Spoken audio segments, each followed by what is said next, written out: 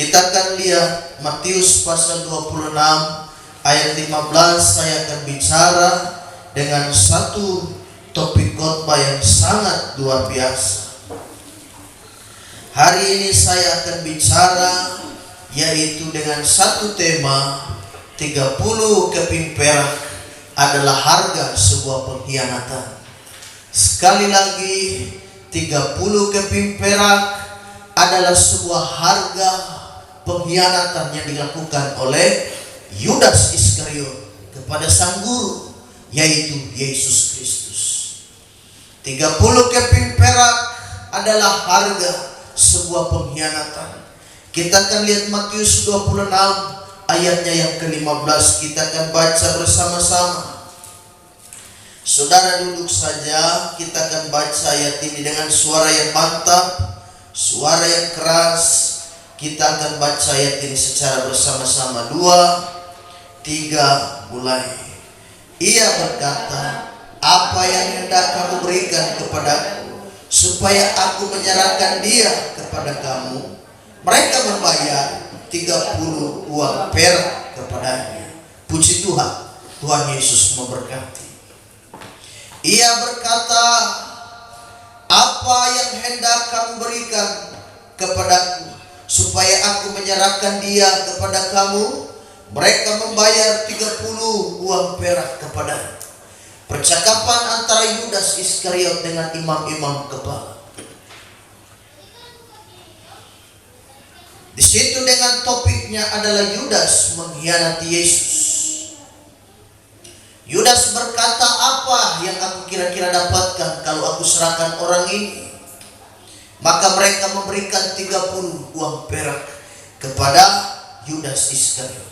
Paskah adalah perayaan bertemakan tentang kasih yang sangat mulia. Paskah bicara tentang kasih yang sangat mahal, saudara. Namun ironisnya, sayang sekali, karena Yesus yang tak berdosa dihargai hanya dengan 30 keping perak. Saudara tahu itu harga seorang budak.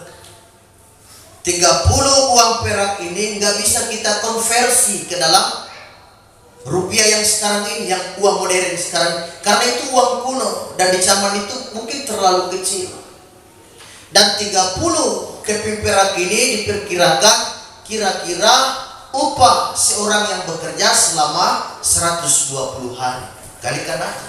Kalau satu hari 100.000 kalikan, itu bisa dapat puluhan juta, saudara. Tapi itu terlalu murah untuk harga seorang Yesus Kristus.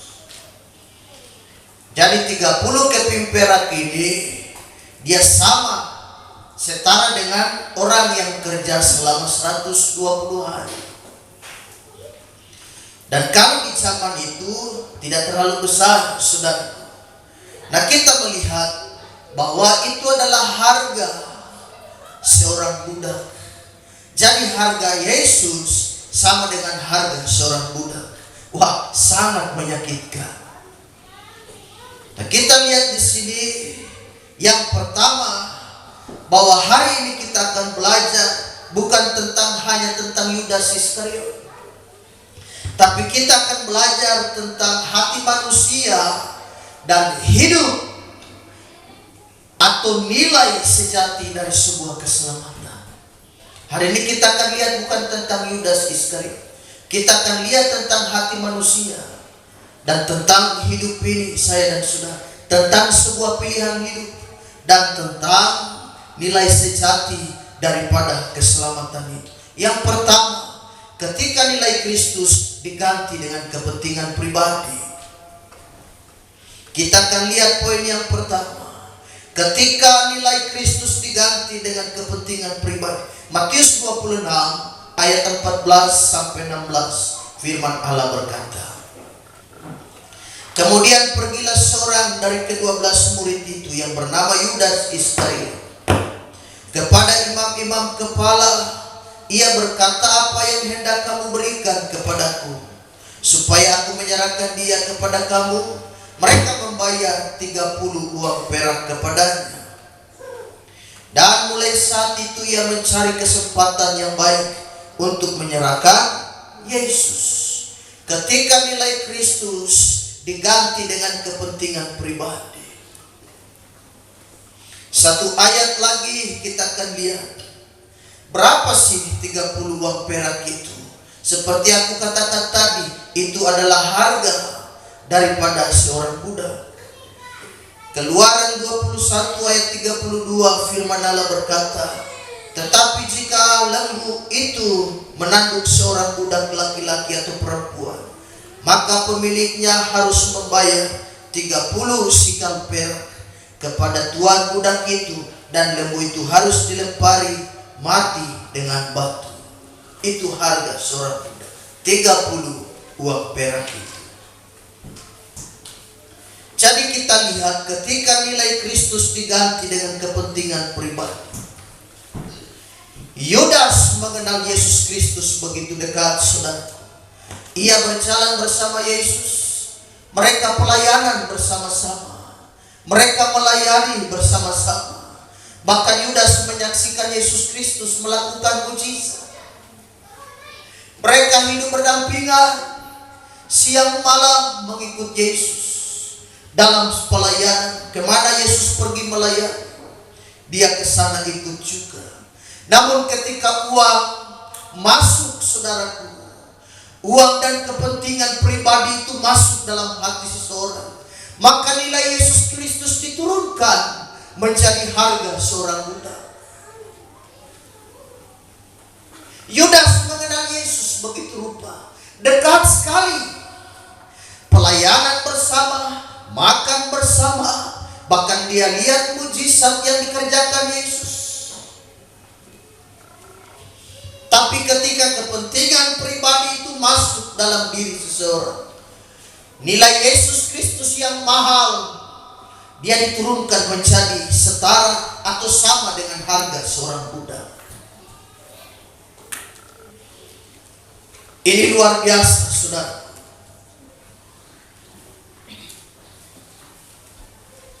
Ini sama seperti seseorang yang telah menjual warisan orang tua untuk hal-hal yang sebenarnya sifatnya hanya sementara. Begitu terjual dia menyesal. Ya astaga, lebih baik saya tidak jual, menyesal sekali. Ini warisan mama, ini warisan bapak, satu-satunya untuk saya. Kenapa aku jual? Wah, menyesal sekali. Kita lihat Yudas kembalikan uang itu, menyesal. Setelah dia terima uang itu, apa yang terjadi? Dia menyesal. Aku telah menjual guru. Wah, dia menyesal. Dia kembalikan uang itu, tapi sudah terlambat. Vonis sudah jatuh, harus dihukum mati. Vonis sudah jatuh, Yesus sudah ditangkap dan siap dieksekusi.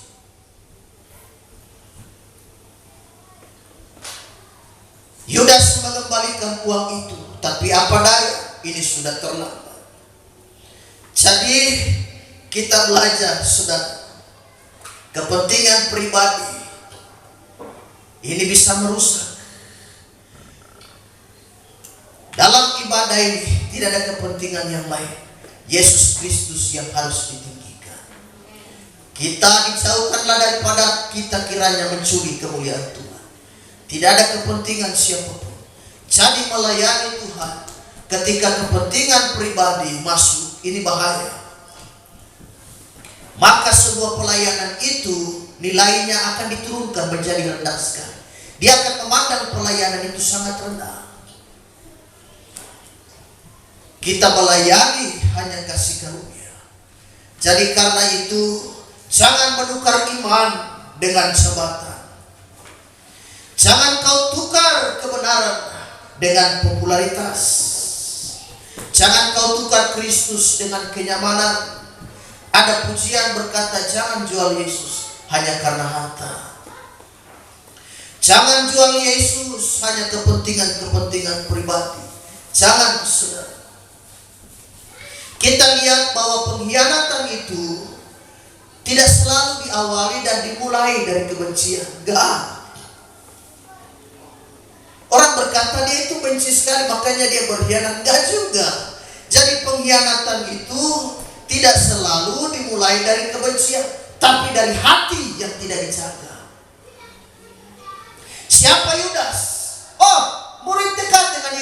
Apakah dia benci Yesus? Enggak. Dia sayang Yesus. Pengkhianatan tidak selalu dimulai dari kebencian, tapi dari hati yang tidak dijaga.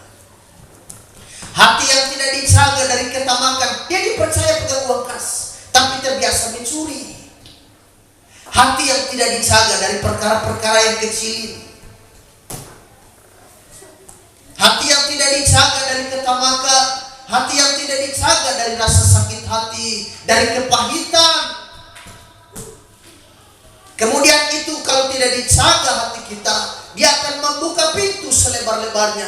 Maka terjadilah dosa yang lebih besar, yaitu pengkhianatan. Jadi pengkhianatan tidak selalu dimulai dari kebencian. Tidak selalu ada unsur kebencian di dalamnya. Itu karena dari hati yang tidak dijaga. Siapa Yudas? Murid yang begitu dekat juga dengan Yesus, melayani bersama. Kemana-mana Yesus pergi dia ikut. Dia sayang Yesus, tetapi hatinya tidak dijaga. Bahkan dia dipercaya, dia bendahara dari tim 12 rasul itu. Dia bendahara, pegang uang kas. Bayangkan, ini satu jabatan yang tentu tidak sembarangan dan tidak kaleng-kaleng. Dia dipercaya pegang uang dari tim 12 murid itu. Tapi sayang sekali, karena hatinya terbiasa melakukan hal-hal yang tidak memuliakan Tuhan, mencuri. Dia pikir perkara kecil, gak apa-apa ambil sedikit. Hati yang tidak dijaga. Dia tidak sadar kalau itu akan membuka peluang yang besar. Pintu dari kecil, dia akan terbuka lebar untuk menerima apa? Kita lihat ujung-ujungnya, pengkhianatan. Dari hal yang kecil, dia bilang, aku mau pingin uang yang lebih besar lagi, 30 keping perak. Karena terbiasa mengambil dari hal-hal yang kecil. Lukas 23 ayatnya yang ketiga sampai dengan ayatnya yang ke-6. Lukas 22 ayat 3 sampai 6. Maka masuklah iblis ke dalam Yudas yang bernama Iskariot, seorang dari ke-12 murid itu.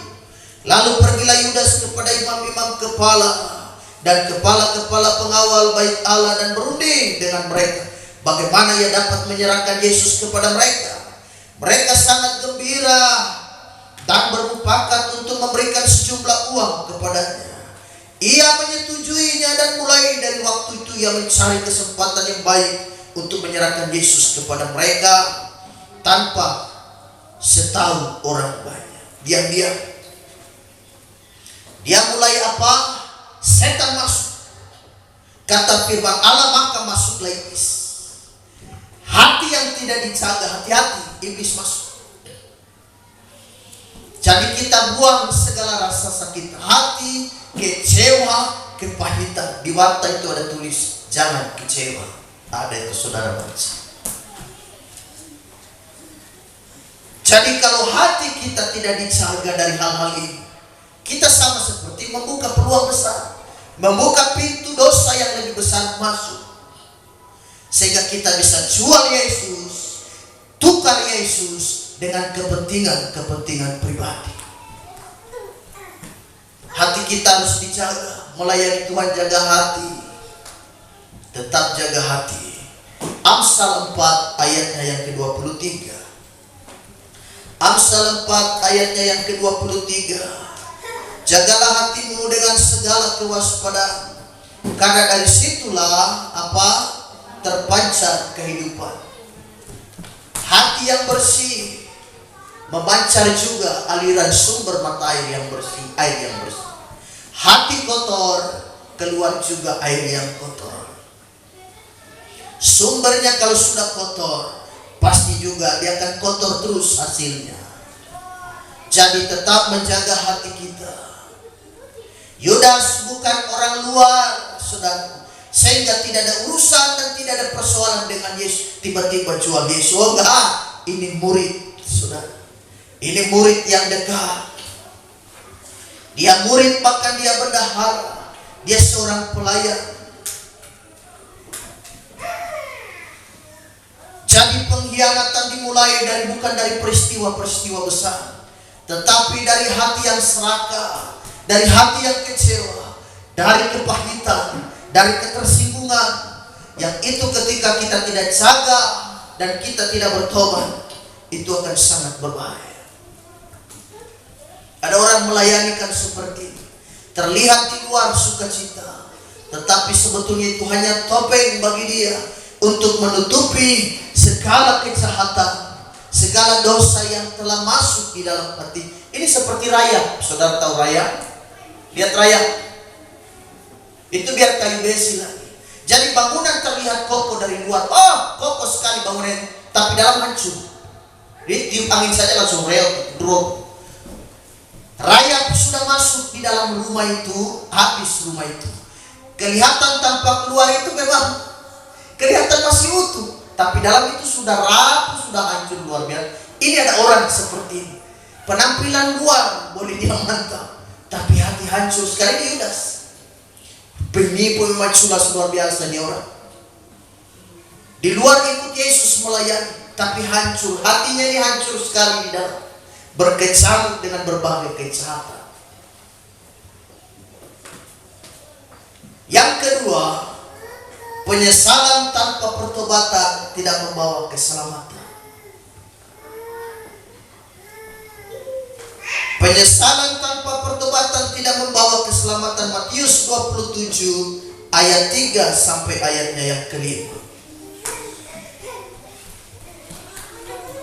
Pada waktu Yudas menyerahkan dia, melihat bahwa Yesus telah dijatuhi hukuman mati, menyesallah ia, lalu ia mengembalikan uang yang 30 perak itu kepada imam-imam kepala dan tua-tua, dan berkata, aku telah berdosa karena menyerahkan darah orang yang tak bersalah. Tetapi jawab mereka, apa urusan kami dengan itu? Itu urusanmu sendiri. Maka ia pun melemparkan uang perak itu ke dalam bait suci, lalu pergi dari situ dan menggantung diri, mati bunuh diri. Dia berkata, aku telah menyesal karena telah menjual, menyerahkan orang yang tak bersalah itu. Saudara tahu jawaban orang-orang ahli Taurat, para tua-tua Yahudi ini? Mereka bilang, kami tidak ada urusan dengan itu. Urusan Yudas tidak datang sama Yesus ini, tetapi dia datang kepada para tua-tua itu, tua-tua Yahudi. Harusnya kalau dia sedang mengalami hati yang terluka dengan seperti ini, harusnya dia temui Yesus. Dia minta ampun, aku telah berdosa. Jadi penyesalan tanpa pertobatan tidak menghasilkan keselamatan. Berbeda dengan Petrus, ada kawannya, satu lagi Petrus. Petrus dia tidak mengkhianati Yesus secara luar biasa, apalagi sampai menjual. Dia hanya menyangkal. Tapi itu juga adalah kesalahan bagi Yesus. Itu adalah kesalahan besar yang dilakukan oleh Petrus. Tapi bedanya Petrus bertobat.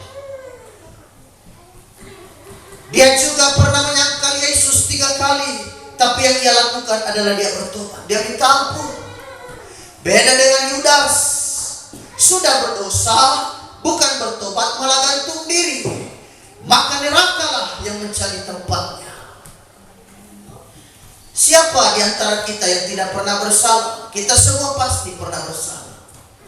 Jadi dalam ibadah perjamuan Tuhan ini, saya dan saudara datang, kita minta ampun, kita dengan penuh kesadaran merendahkan diri di hadapan Tuhan.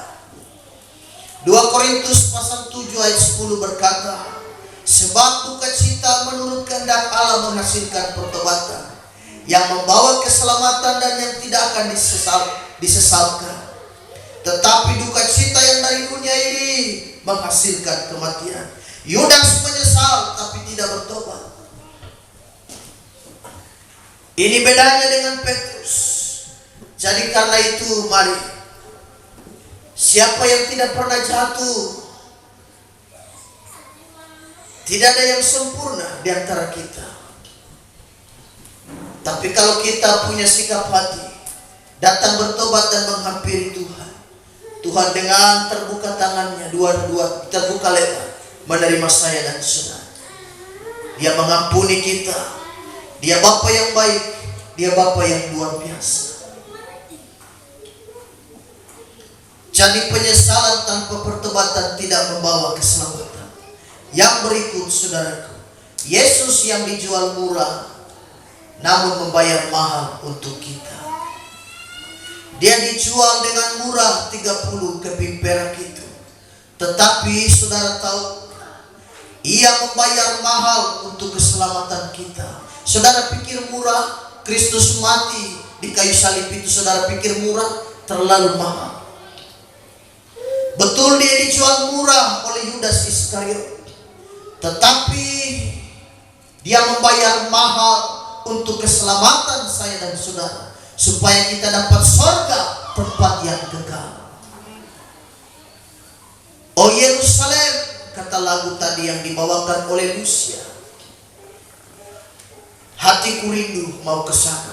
Tidak ada tangisan, tidak ada air mata, tidak ada masalah, tidak ada persoalan di sana. Di sana tempat yang senang, kekal selama-lamanya. Surga yang kekal, rumah yang kekal untuk saya dan saudara. Melayani begitu rupa, surga menjadi target kita. Kita sementara tinggal di bumi ini, kita ibarat seperti seorang perantauan tinggal di bumi ini. Ini bukan tempat kita. Jangan kau pikiran mau di bumi saja. Oh enggak, kita punya surga. Semua yang ada di bumi ini sementara. Karena kita punya rumah yang kekal, rumah yang bangunannya tidak bisa dimakan oleh rayap seperti kata saya tadi. Sehingga penampakan luar terlihat utuh dan gagah, tetapi di dalamnya hancur luar biasa. Itulah surga kita, rumah kita semua. Kita pikir surga, jangan pikiran cuma dunia saja. Dunia ini akan berakhir, dunia ini akan selesai. Manusia-manusia yang tinggal di dunia juga akan selesai, akan pergi. Semua akan dipanggil pulang oleh Tuhan dan menghadap Dia. Jadi kita pikir Tuhan, kita pikir surga. Aku punya rumah di surga. Itu membuat kita makin bergairah melayani Tuhan, makin setia melayani Tuhan. Kenapa? Surga, rumah yang kekal yang Allah siapkan bagi kita semua. Yesus dijual dengan harga murah, tetapi Dia membayar mahal melalui salibnya untuk penebusan dosa kita. Melalui salib kita terima keselamatan yang kekal. Saudara pikir anugerah itu hal yang perkara biasa? Kita tidak layak untuk menerima itu sebetulnya. Hanya karena kasih karunia kita diperlayakkan oleh Tuhan sehingga kita menerima itu.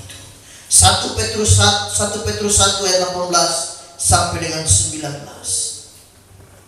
1 Petrus 1 ayat 18 sampai 19. Sebab kamu tahu bahwa kamu telah ditebus dari cara hidupmu yang sia-sia, yang kamu warisi dari nenek moyangmu itu, bukan dengan barang yang fana, bukan pula dengan perak atau emas, melainkan dengan darah yang mahal, yaitu darah Kristus yang sama seperti darah anak domba, yang tak bernoda dan tak bercacat. Darah Kristus. Saudara pikir darah Kristus itu bernoda? Itu bukan darah manusia biasa. Itu bukan darah manusia yang berdosa, yang penuh dengan segala kelemahan. Itu darah manusia yang benar-benar suci. Seorang pribadi yang tanpa salah. Untuk menebus manusia, maka perlu manusia untuk menebusnya. Tetapi harus manusia yang tak berdosa. Maka siapa? Yesus yang menjadi penebusnya. Kalau untuk menebus manusia yang berdosa, maka harus cari juga manusia, tetapi manusia yang tidak berdosa. Maka Kristus adalah pribadi yang benar-benar layak dan harus menerima. Allah mengutus Dia, Kristus menerima tanggung jawab itu. Memang rasanya berat. Biarlah kiranya cawani laut daripadaku, kata dia, doa dia di Taman Getsemani. Tapi bukan kehendakku yang jadi, melainkan kehendakmu saja. Yesaya 53 ayat 5 juga berkata begini. Yesaya 53 ayat 5, tetapi dia tertikam oleh karena pemberontakan kita, dia diremukkan oleh karena kejahatan kita. Ganjaran yang mendatangkan keselamatan bagi kita ditimpakan kepadanya, dan oleh bilur-bilurnya kita menjadi